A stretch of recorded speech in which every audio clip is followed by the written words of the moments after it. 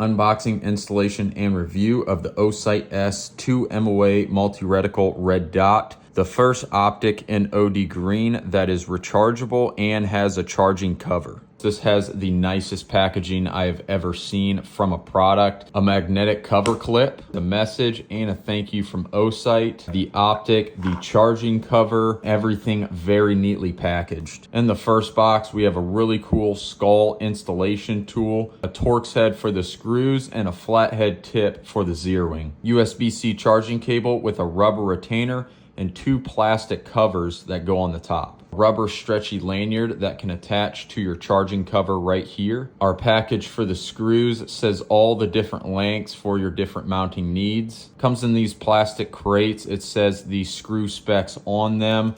Go ahead and pop them open and you can see just how nicely all of this is packaged.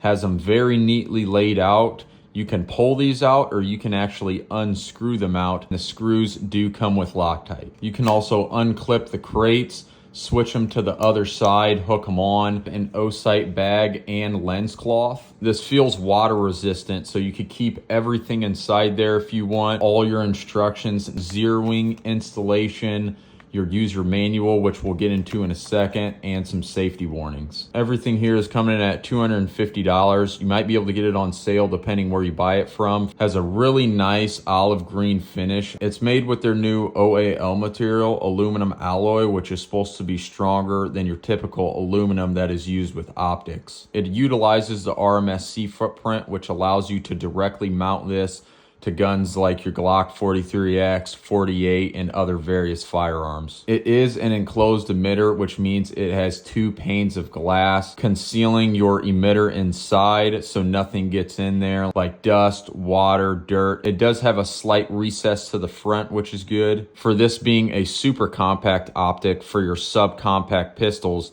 this definitely has a pretty big window. It also has a low deck height, which allows this to work with most factory iron sights, and it has a rear iron sight already built into it. So you don't need to buy any 1/3 co-witness suppressor height iron sights, whatever's already on your firearm, or you can use this. It does not have replaceable batteries.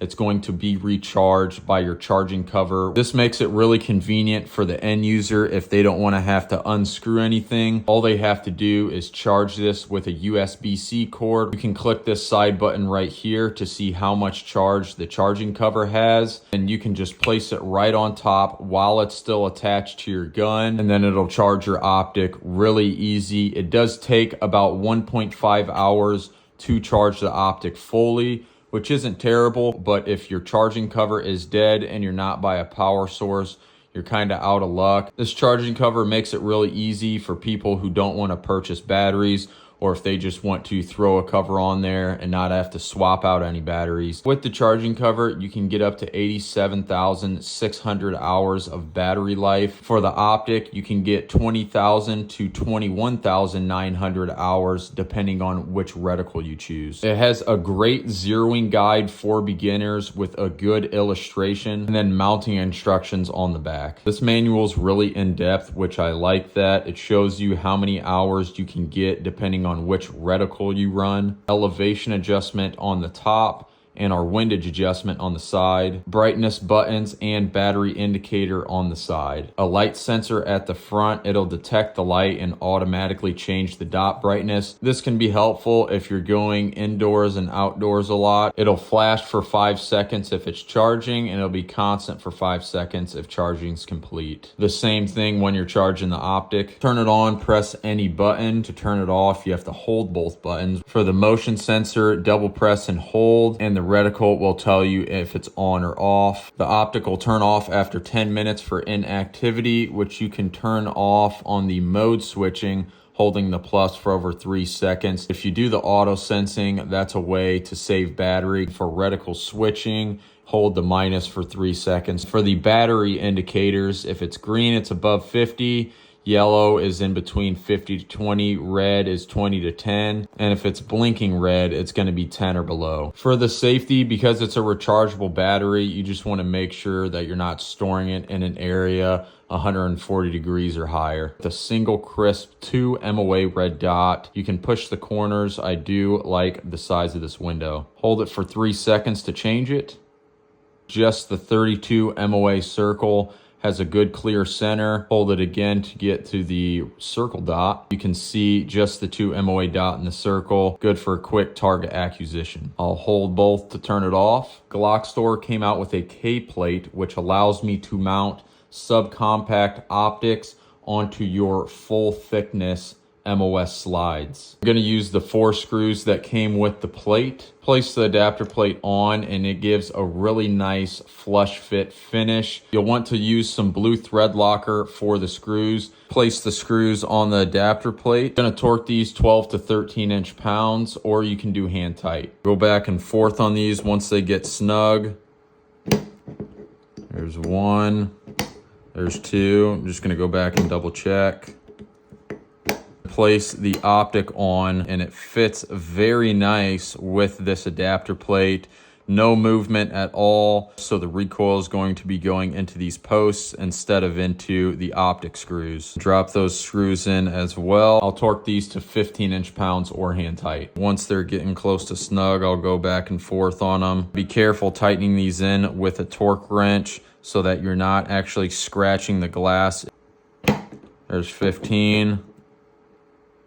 There's 15, check again.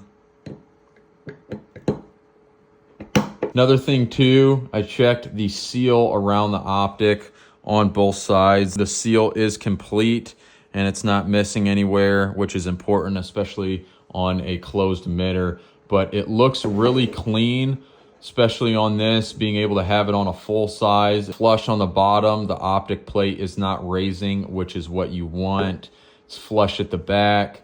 Looks really good, blends into the Glock side, not lifting up over here either. These are raised up a little bit, but it's going to co-witness because of that low deck height. Here it looks on my Glock 17 Gen 5. The OD green adds a nice pop to the firearm. Osight did send this optic out for me to review. Overall, I think this has a lot of value for the price. This is going to be for somebody who doesn't want to spend a ton of money on an optic, and also somebody who wants the convenience to be able to charge the optic and have the charging cover. Because of the battery indicator and being able to charge it so easily, it's going to allow you to be confident in the amount of battery life you have left on your optic. Because it's an enclosed emitter and has the new strength of the aluminum alloy in the housing, I do think that you could carry this for EDC, or if you wanted to for duty use. You could also use this at the range or a competition,